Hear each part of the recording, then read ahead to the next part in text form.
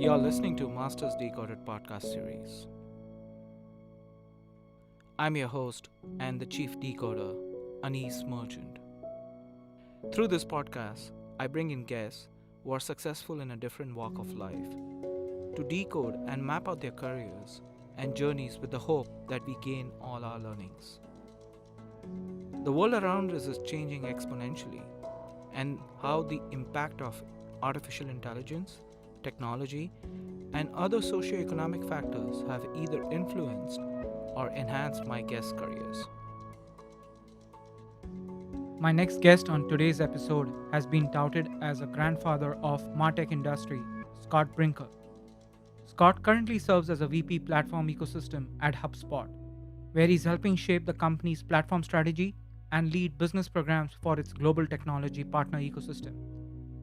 Before that, Scott was the co-founder and CTO of Ion Interactive, a SaaS company that pioneered interactive content for global enterprises, and Ion Interactive was acquired in 2017. Since 2008, Scott runs the Chief Marketing Technologist blog, chiefmartech.com, with over 50,000 readers analyzing topics at the intersection of marketing, technology, and management.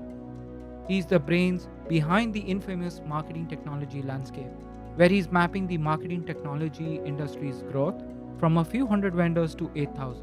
In 2014, he also successfully launched the Martech conference. Scott has also penned his thoughts in the best-selling book Hacking Marketing, published by Wiley in 2016, and co-authored the article The Rise of Chief Marketing Technologist, published in Harvard Business Review.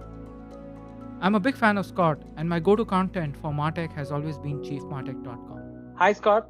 Hi. Welcome to Masters Decoded podcast series. Thanks for taking time out. Oh, I'm delighted to be here with you. Scott, I know you and I've been following you for so many years now. And before we started this podcast, we discussed that briefly. But I know you are a very humble person, but for the benefit of the audience, if you could just share what you currently do and your background, I think that will help us kickstart. Sure.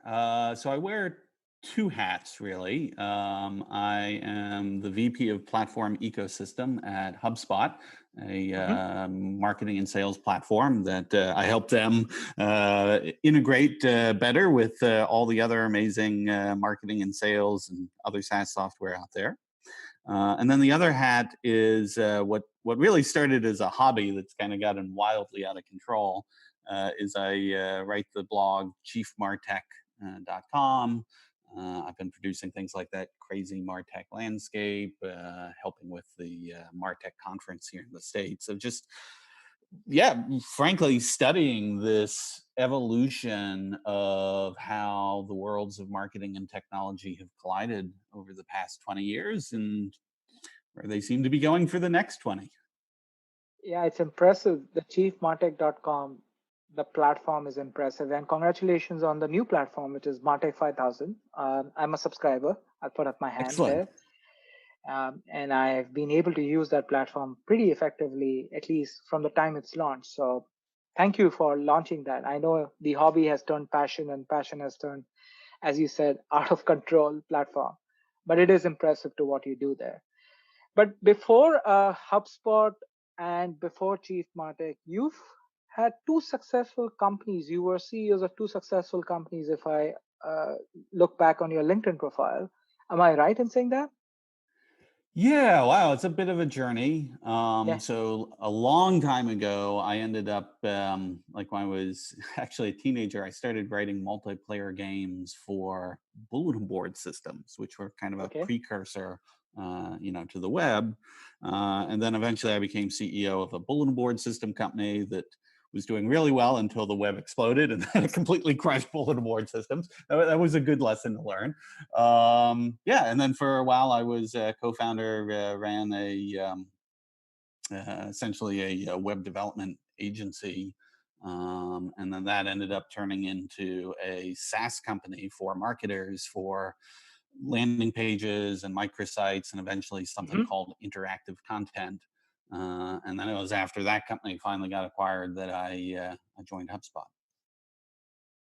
So how's it been a transition from being a CEO to being an employee back again?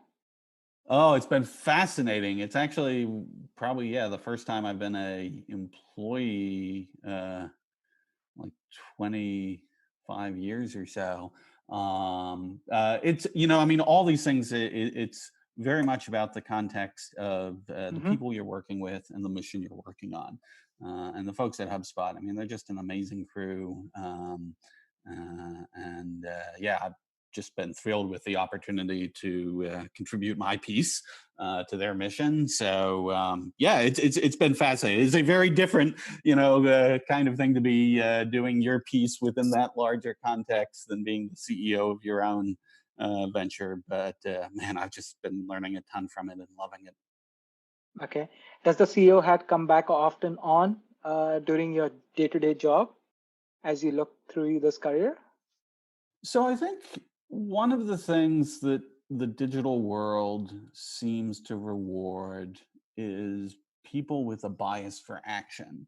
Hmm. There used to be so much. I mean, the barriers, people are always like filled with wonderful ideas, right? We're a very creative species, but the truth is, in human history, the barriers between an idea and actually realizing something were just enormous. I mean, like, the capital required, or certainly like physical world, Hmm. structures, it's the really hard stuff.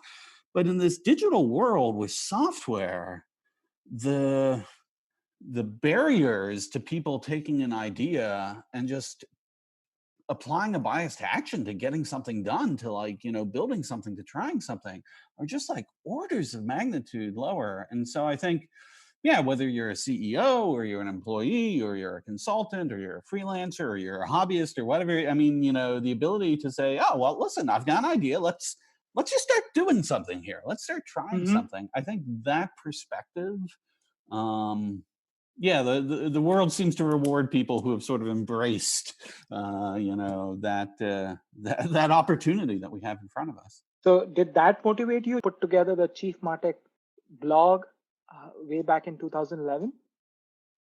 Yeah, so the blog started even a few years before that, but it was in Okay. total obscurity. And the motivation for it was, at the time, I was running that web development consultancy. And so we would get hired by the marketing team of a large Hmm. company, and then because the marketing team and the IT team at these companies generally would not talk to each other, they were like on opposite ends of the world, Yep. because I was the technical leader, at our company, I would then be the, shuttle diplomacy between their marketing team and their IT team to figure out what we were going to build and how.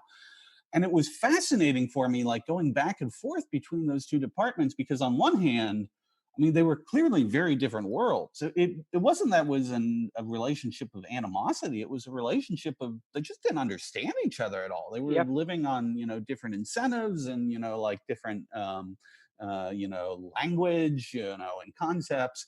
And so as I kept going back and forth, two things were clear. One, there was a huge gap there. And the second thing Hmm. is, when you looked at what the business was actually trying to accomplish, you're like, oh my goodness, these two teams, they've got to work incredibly closely together. They've got to come together. This is the future. And so the genesis of the Chief Martech blog was starting to talk about these roles of hybrid professionals who could work one foot in the IT world and one foot in the marketing world.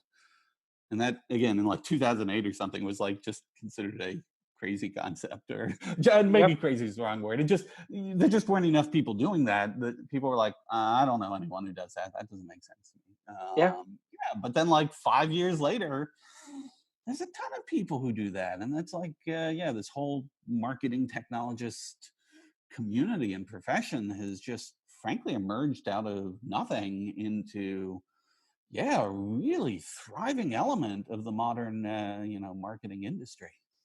Yeah, it's been impressive how the entire, like, you almost coined the word marketing technologist or this chief marketing officer, meaning that was the role which you coined. I still remember that. So, if I, and you've been also called as a grandmaster or the father of Martech in many forums and blogs and content I have seen. So how does it feel that coining a word, defining that industry, and almost doing that research in that industry for so many years? How does it feel, and how do you keep up with it? Because it's tough, as you said today. It's unimaginable. Like somebody like me or you can start a company in a small part of the world, and how do you keep up with all of that? Yeah, wow. Okay, there's a few questions Yeah, embedded in that. Yeah, I mean, on the first part of it, I'm just so incredibly honored and consider myself incredibly lucky. I'm grateful that these ideas I started playing with, yeah, like yeah, 15 years ago, the only reason I was playing with them was because I just personally found them interesting. There was certainly no expectation that, yeah, somehow I would become like an armchair analyst, for a new industry. And so, yeah, I've just been amazed to see it grow. And yeah, I often chuckle about the whole like Godfather of Martech or things like that because the truth is I don't deserve that title. I mean okay, I am happy that this space that I've been watching has grown and matured and blossomed in so many wonderful ways. But the reason it's done that is because the number of like creative and talented people, yeah, who are working in this space, whether it's like building products, in MarTech companies or, implementing marketing technology in brands and organizations. I mean, those are all the heroes. I mean, these are, yeah, part of why I love what I do is because, I get to meet so many people who are doing those things. And I find it incredibly inspiring. So, yeah, I guess one word for how do I feel about how this has turned out. It's incredibly grateful to be a part of it. It's cool. As to how you keep up with it, I don't. I mean, like nobody can. It's a just. I mean, this is both the joy and the pain of technology, but certainly marketing technology. Is there's just so much happening in so many areas and so many subfields that yeah, no one person can keep up with all of it. And so, yeah, I mean, the you could look at that and you could be like, oh my goodness, that's terrible, right? That's got to be like yeah, this crushing, But I look at it in a more optimistic way. It's like there is never a week that goes by that there isn't something new for me to learn, hmm, and I really find that enjoyable. It's fascinating. I mean, I still get to the place where people will come and tell me about a Martech company that I'd never heard of that's actually grown considerably. It has great scale, and they're doing something amazing. I'm like, oh my goodness, wow! I didn't know that was possible. That's awesome. And so, yeah, it's. I always caution people who are trying to like struggle with keeping up with this to just take a deep breath. It's not about keeping up with all of it. It's about just continuing to grow every day. In your own work and with your own teams. That's really all we can do, and it's frankly a privilege to have that opportunity. do you often get calls to be consulted on what martech or what technology should a company evaluate based on your research Yes, I don't do a lot of consulting just because, of the job? between the work I do at HubSpot is definitely a full Yeah, time job, and then, a lot of the whatever time I have beyond that, I tend to focus on content that's more broadly applicable to people on Chief Martech or with the Martech conference. So I regret not being able to do. I'm sure I would enjoy and love doing a lot more hmm, consulting engagements, but sadly, there are only 24 hours in the day. I agree. And just from a curiosity, I'm like a child here who've always seen this the beautiful infographics coming out, and I always wondered how long did it take him to do this. First of all, the designs have evolved from a simple blocks and simple rectangle shapes to now the new one, which almost looks like an amoeba diagram and amoeba shapes. How long does it take for you to kind of visualize and structure and put these things together? like this one, the 2021, which has 8,000 plus platforms or companies? Yeah. So the truth is, by 2020, actually, most of the actual work for that was done by a company called Blue Green Okay. Brands that I work with. Because so basically, like up through what was it, like 2016, I had done these entirely on my own, and I actually Wow. I would assemble them in PowerPoint. Um, Okay. but yeah, because I mean, I'm not a designer. I didn't have like Adobe, InDesign or something. In fact, Hmm. I got to the place where basically I was crashing PowerPoint. PowerPoint could not handle all the images. Um, but yeah, as it started to cross into, just, thousands and thousands, then yeah, it became like it was, I think for 2016, it had taken me multiple months, to even assemble that one. I'm like, all right, this isn't going to work with one person. So I got some help for a couple years from a fellow named Anand Talker. Okay. And then back in 2018, a good friend of mine who runs this company, Blue Green Brands, um, yeah, just they don't do landscape diagrams for a living. They're marketing tech folks, but they agreed to allocate some of their talents to helping with this. And so it was actually this last one, the design for it came up with by their designer, who the reason he wanted to move away from the blocks was because like this process of trying to pack logos into a fixed box, when you're talking about thousands of logos, it just becomes computationally um, impractical. Yep. And so yeah, he's like, hey, what if we did this in like more of a free form way? It actually cut a tremendous amount of time out of the layout and design. And at the same time, I thought like the result was like, wow, that's a really fascinating way of looking at this, amoeba-like. I love that label. So yeah, he really gets the credit for that. They get the credit for that. Wow. Okay. Uh, you've seen this industry evolve, especially in the last decade. And, you've been harping about digital technologies for a long time and digital transformation in a way. You've been vouching for that. And a lot of content talks a lot about that. And the last 2 months have proven that digital transformation, which was a strategy, a 2020 or a 2025 plan, has all been thrown out of the window. And in the 15 days or in 1 month, people had to adopt those technologies.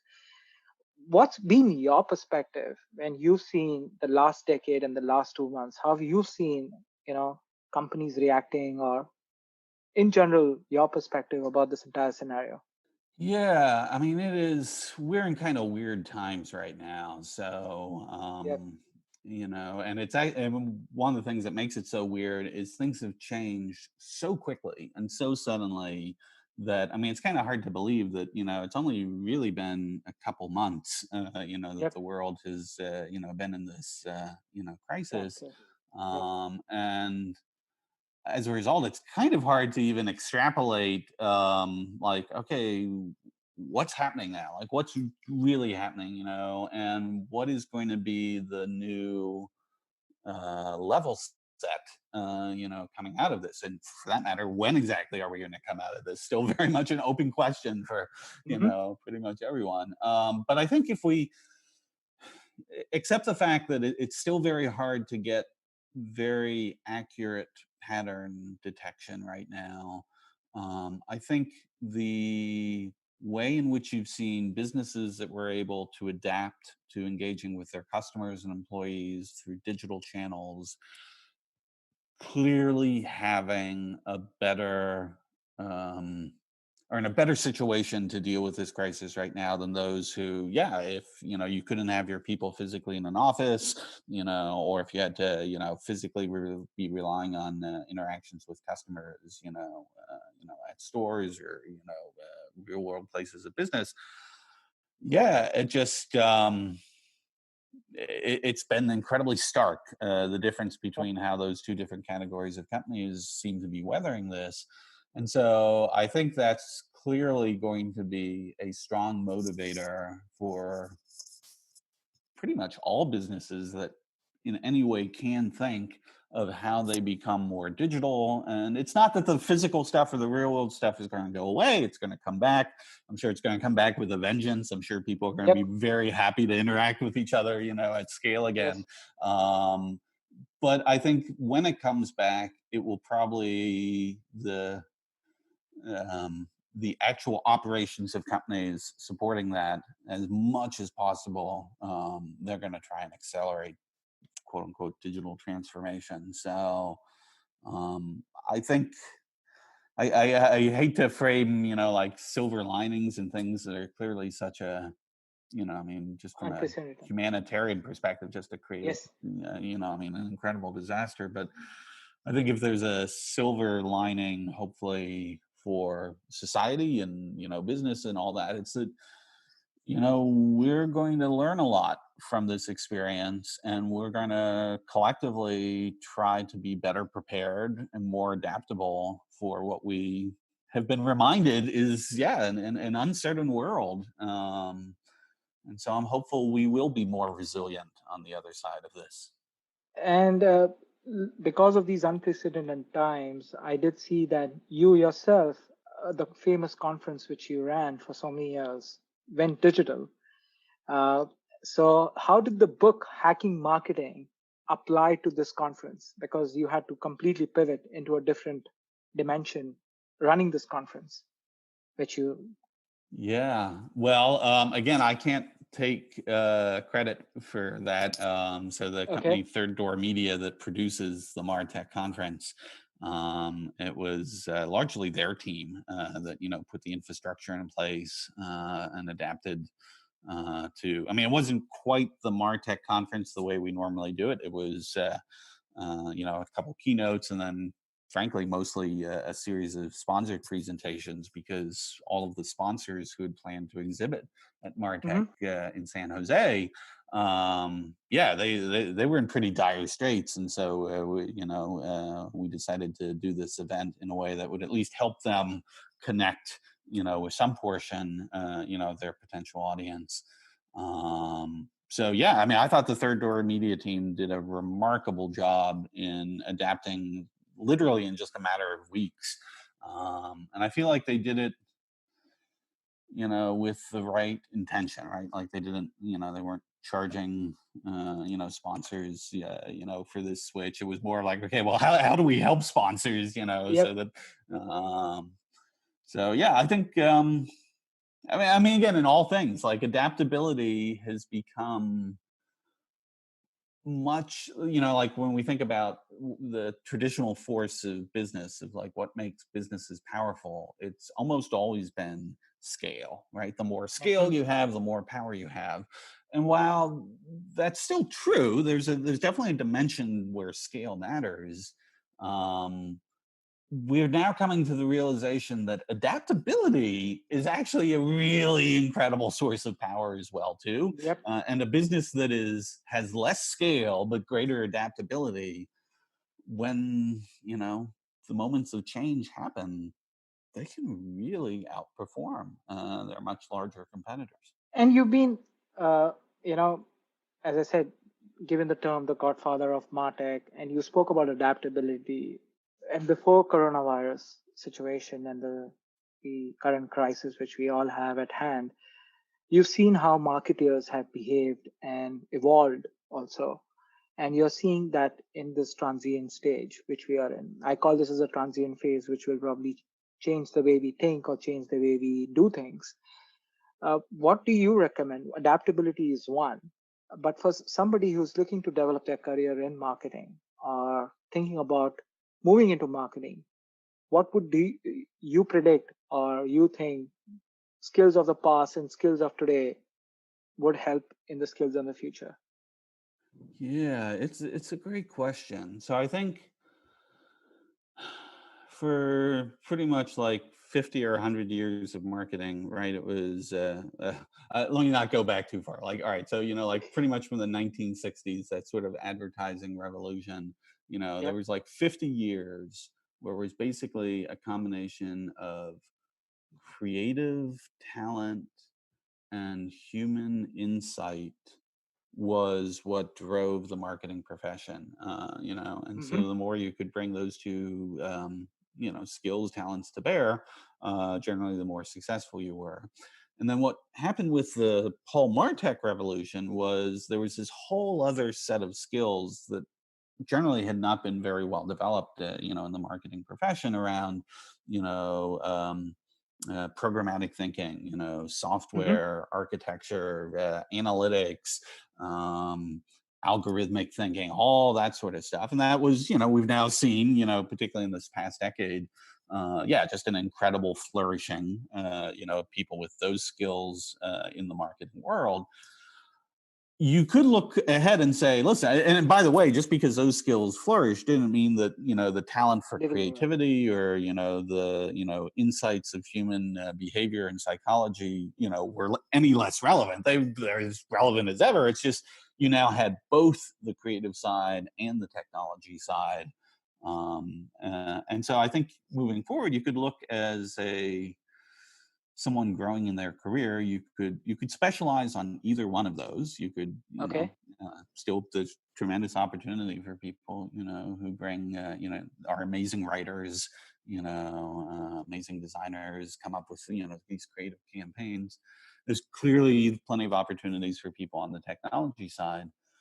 But if I were going to advise someone for the way they could have the greatest impact in this industry moving forward, I think the future is all about the synthesis between those two worlds. Because the truth is, the technology stuff is still so new that it's not particularly well integrated into the marketing mindset overall. We still haven't quite figured out at the industry level how to synthesize the creative and the technological in a way that's um, just like an inherent part of modern marketing. But we're clearly headed there, and Hmm. so I think people who seek out learning and education and experience on both sides, the left brain and the right brain, are going to have the ability to have a lot of impact in the next era of marketing ahead. Thank you for that tip. And I'm sure the people who will be listening to this podcast would take that cue from you. And just changing gears a little bit, you know, talking about technology, you spent 3 decades now working and running companies and now getting back to being an employee. If I have to give you a time machine, Scott, and say it takes you back 30 years and say it's your choice, you can relive it for 30 years, or if you want to relive the same life, it's your choice, but can you do it in half if you want to do it? And would you do it? So, what would your choice be in that case? Yeah, that's um I'm a big Avenger fan, which I'm sure the Marvel fans would. yeah, I mean, I'll be honest, I don't think I would Okay. change anything because part of my philosophy has always been, it is the journey as much as the destination, right? Like we I think, again, just another lesson that the coronavirus has, vividly reminded us is, life is fragile, life is short. And, Yep. while it's certainly motivating and, there's a lot of good in thinking about, okay, there's a destination I want to reach, or there's things I'm headed for, I'm trying to grow. I mean, that's all good, but there's something about really being in the moment and enjoying the journey, and not even about, oh well, if it's got to be successful at this moment, because goodness, Hmm. most of the journey is not successful. Most of the journey is Yep. wandering around in various stages of what am I doing? Yeah. Who will pay me for this? What how do Yes. I, Yep. but it's like, if you can enjoy that process of discovery, and you can even embrace like the failures along the way. I mean, I remember when that bulletin board system company I ran, failed. I mean, it was incredibly painful experience, but I don't know that I'd trade it away in retrospect because, I learned a lot from it. It helped me Mm-hmm. with my own resilience of being like, okay, well, I mean, sometimes when you try things, they're going to fail. And if you can't be comfortable with that, it's kind of hard to, really have um, the realistic perspective of how to keep getting up and trying again. So yeah, I'll take it all as is. I'm grateful Okay. for it. It's Nice. I don't know what the next 20 years are going to be, right? It's Yes. that's kind of fun too. So as part of that journey you spoke, have there been any memorable moments which you cherish? Any one of them which you want to recite? Hmm. So yeah, I'll give one. This is kind of I mean, many memorable moments, but I think Yes. one that was pivotal for me was so I told you I'd started as a teenager writing these multiplayer games and ended up Yep. running that bulletin board system company. So part of what happened there was I'd started college, and while I was running that business, and I basically dropped out. Mm-hmm. Then that business eventually failed, which was unfortunate, and I was going back and trying to figure out what I do. And I had a real chip on my shoulder about having Okay. not completed college. I mean, I don't know if like in today's world people would feel the same way, but 20 years ago, I was definitely feeling like, wow, I mean, like, I missed my opportunity there. And there was, I came across a program at Columbia University for what they call non-traditional students. Okay. And so when I was, basically 30, I ended up going back to undergraduate, school at Columbia, and ultimately finishing a degree there. And I got to tell you, that experience was incredible because when I was a teenager going to college, to be honest, I really did not appreciate it at all. I was like, Mm-hmm. like it was something in my way of like, oh, I got to go to this class, or oh man, I got this homework assignment, or Yeah. this test. It was frankly, yeah, an annoyance in a lot of ways when I was that age. And when I was 30 and I'm in there, I'm like, oh my goodness, this is like amazing. Like, the people you would get to, study with, the ability to like, tackle like, I was learning Chinese. I was learning, discrete math. I was all this stuff that just suddenly I had a real appreciation for. And so the opportunity to have been able to go back and do that Mm-hmm. was one of those pivotal moments. It's sort of my life before that and after that. Had a very different appreciation for learning, that's far beyond the walls of a particular educational institution. Even I did my MBA almost at the age of 35.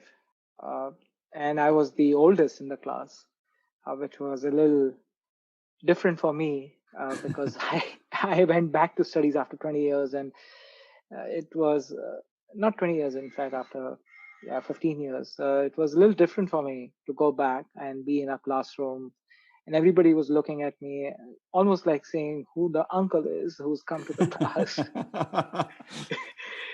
So yeah, I completely relate to you because when you are in your teens, you don't appreciate studies. You look at it as a compulsion, not as a necessity. And once you do it after certain years, you appreciate it more than anything else. So uh, that's that's a nice, memorable moment. Thank you for sharing that. Yeah, no, thank you. Thank you for letting me wander down memory lane. So laying back to the memory lane, you've written book also, right? Hacking marketing.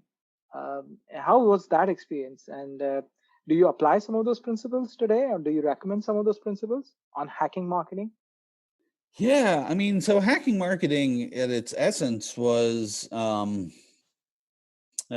basically a book about taking ideas from how modern software is developed and managed and Hmm. applying it to how modern marketing is managed, with I'd say probably 70 or 80% of the book really focused on concepts around agile management methodologies like Scrum and Kanban. um, and so, yeah, because it is in some ways a very general book of Hmm. concepts from two professions that are still very much alive and thriving.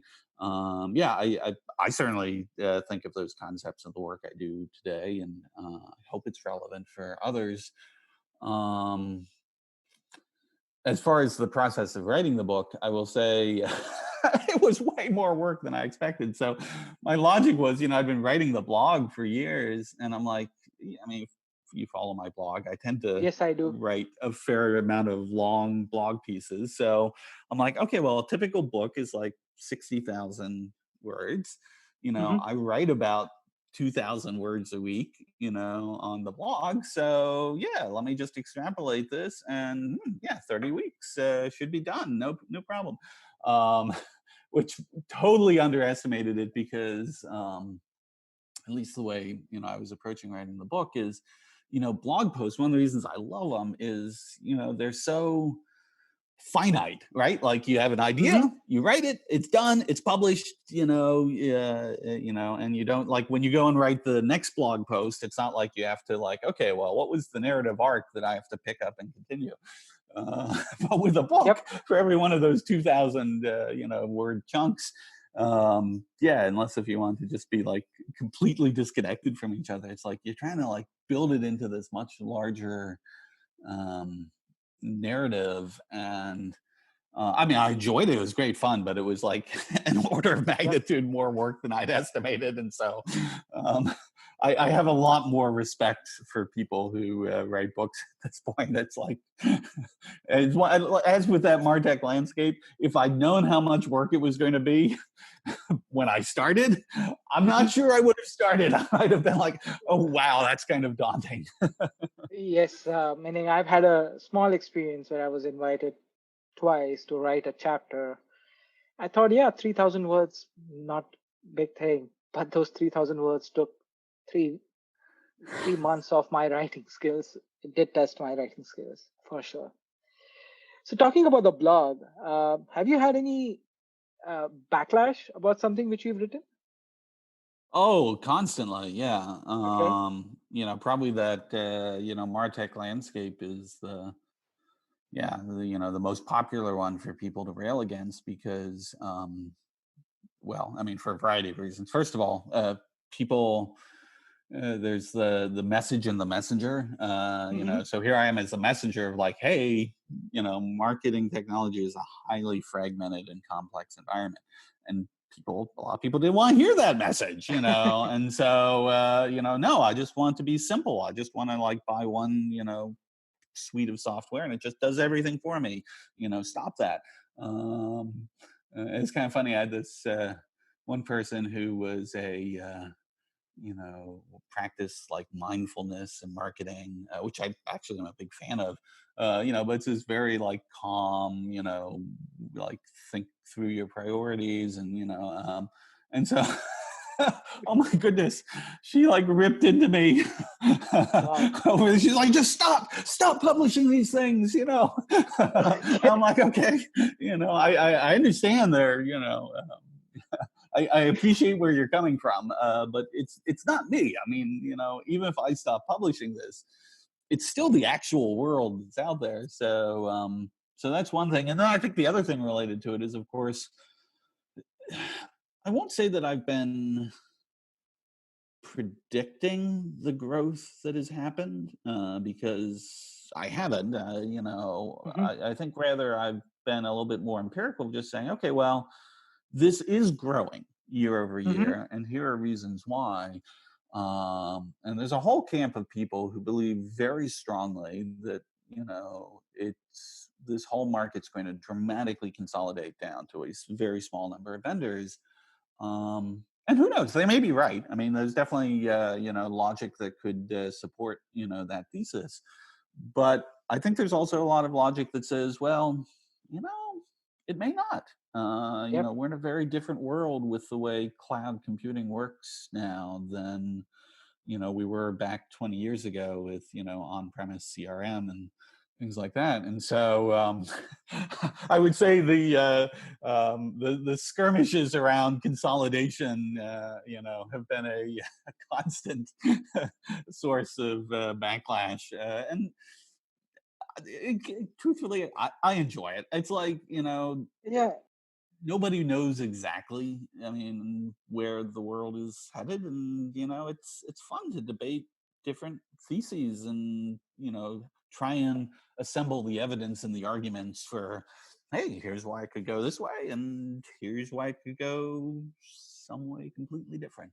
So, and talking about this infamous infographic which you have, I do see, like, if I read the blog which you had, you do talk about that the governance and conversational marketing and chat had the highest growth in number of technology providers at a subcategory level, and at a major category you see data and social relationship growing exponentially since 2019 as compared to the other categories.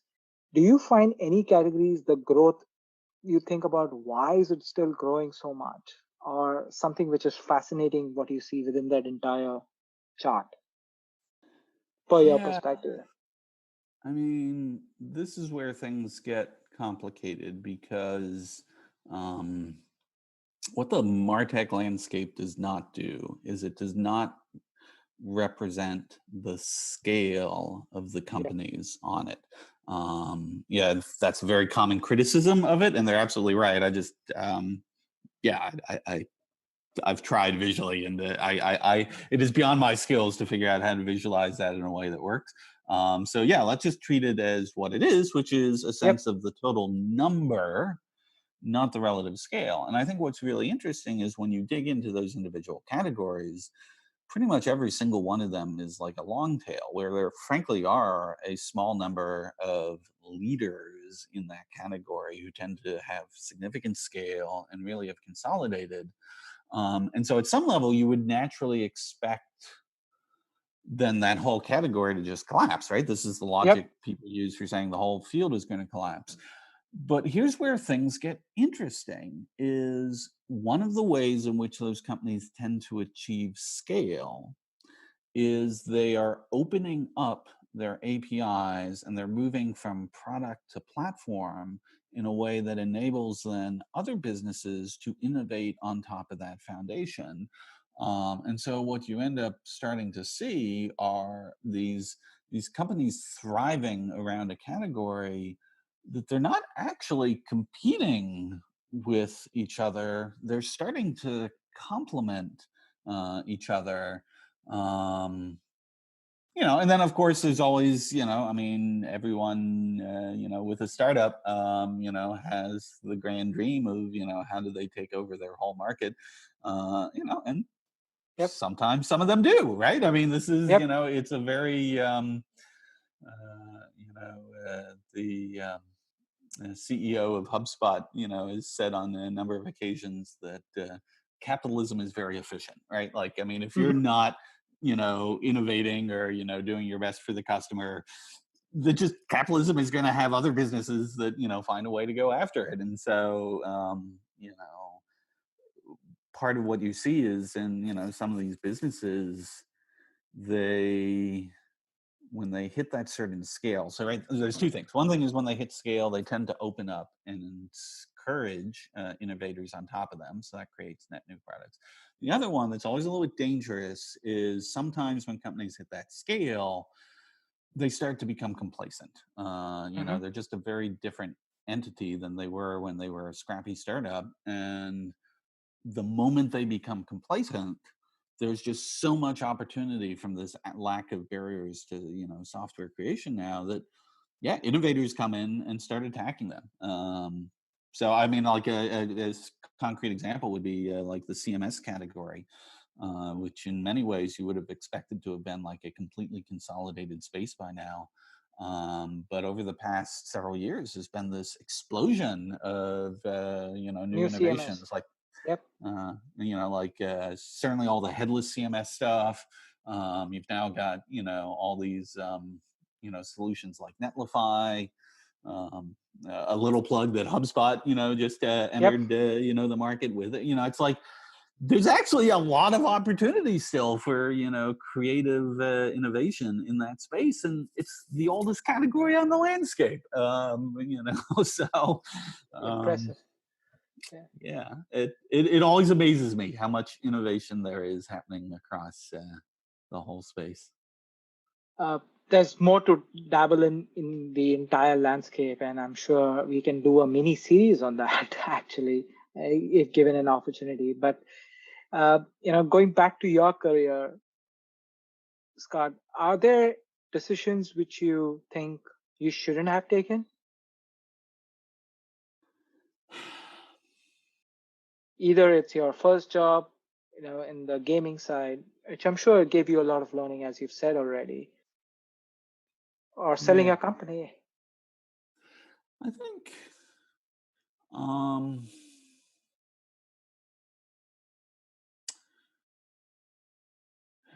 I think I made the mistake when I was in my first run up with like the bulletin board system company. I was, like I became CEO of a company at, 23, which nowadays isn't remarkable. There's tons of Yes, 23-year-old many of them. CEOs, but Exactly. at the time it was unusual.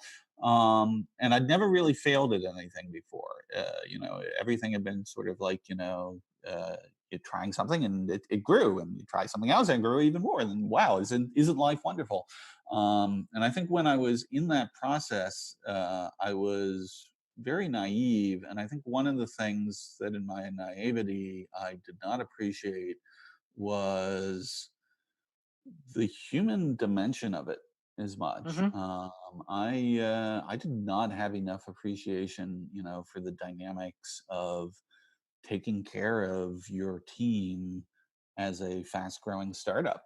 I mean, Hmm. I was doing things to like, abuse the team, but it was like, it was all like, okay, growth, growth, growth, let's just, let's grow. Let's, focus on Yep. getting this done. Or, and I think particularly after that failed and I had years to reflect on it, I've really come to appreciate in the work I've done since then a feeling that, the team and the human dynamics of the companies working together to do something great, the human dimension of that team is like that's 90% of it. Like that is I mean, where this culture and creativity and frankly resilience comes from. And so I think if I could go back in time and say, yeah, just generally correct a set of mistakes, I think I would have, in that very first company, be like, stop worrying so much about, the top line growth of this, and make sure you're really understanding and taking care of, the team that's making that possible. So. Well said. So on that note, I know we are almost on top of our hour for today. Are there any parting thoughts for the listeners from your experience or from today's conversation, which I may have not covered, you would like to leave? Always a dangerous question for someone who likes to ramble. No, Well, no. It's been amazing listening to you, actually. well, thank you. Yeah, I mean, I think my parting summary on it would be, try things. I mean, it's we're so lucky, to be at this point in time in human history where the opportunity for people to create and try things has never been greater. And Mhm. so, taking that opportunity.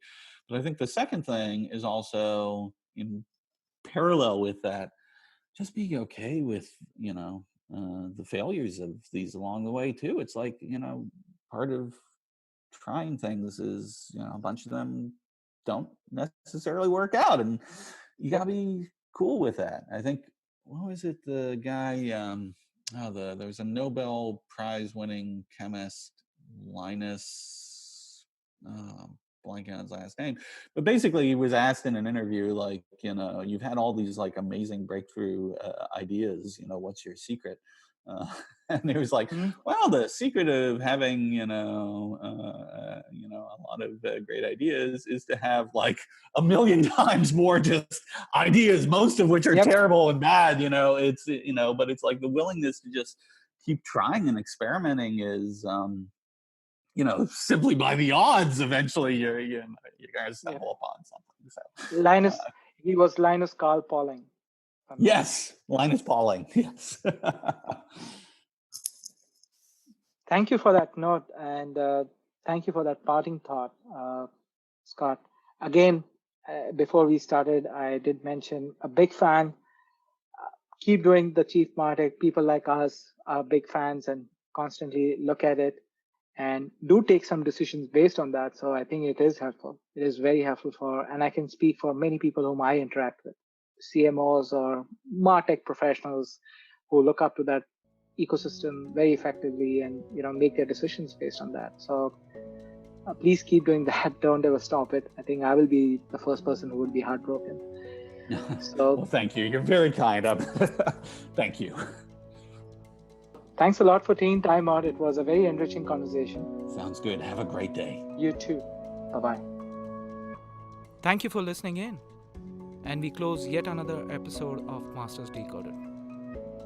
If you've enjoyed the episode, please, you can help us out by sharing it on social media. I would personally appreciate that. It's how we can reach more listeners, and the more listeners we have, the more awesome guests I can get in touch and convince to participate in these conversations that are a joy to have for me, and I hope they are a joy for you to listen as well. You can also help a lot leaving reviews on iTunes or your podcast service of choice. Reviews are surprisingly helpful in supporting the podcast to get to more listeners. If this episode has intrigued you, I would request you to subscribe to the podcast to stay up to date and get notified to the future episodes. With that, I bid you and see you in the next episode.